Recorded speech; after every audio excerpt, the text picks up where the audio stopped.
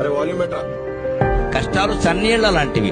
4 చెంబులు పోసుకుంటే 5వ చెంబు నుంచి సుఖంగానే ఉంటుంది, అనుమానం లేదు. ఇప్పుడు ఎంత చలికాలమైనా కానివ్వండి, అయ్యప్ప దీక్షల వాళ్ళు ఉంటారు, వాళ్ళు తెల్లారగట్ట 4 గంటలకు లేస్తారు, చన్నీళ్లే స్నానం చేస్తారు, అందులో ఎవరు వేనీళ్లు పోసుకోరు. ఎలా పోసుకుంటారండి?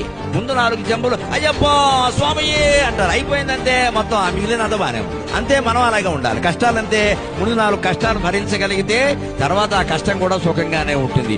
ఎప్పుడూ కష్టాలు ఎక్కువ వస్తున్నాయంటే యువతరం ఒకలా ఆలోచించాలి. బాగా వాతావరణం ఉక్కబోస్తోంది అంటే వర్షం కురుస్తుంది ఖచ్చితంగా. వేసిన సెగ్గడ్డ ఉక్కబోస్తుందంటే వర్షం వస్తుంది. సెగ్గడ్డ ఇక్కడ వేసిన కురుపు బాగా సలుపుతోంది అంటే సంతోషించాలి, పగిలిపోతుంది అన్నమాట. బాగా ఉక్కబోస్తోంది అంటే వర్షం వస్తుంది. అంతేకాదు, వేడి నీళ్ల కోసం అంటించిన కట్టెల పొయ్యి నుంచి బాగా పొగ వస్తుంది అంటే వెంటనే జ్వాల వస్తుంది ఖచ్చితంగా.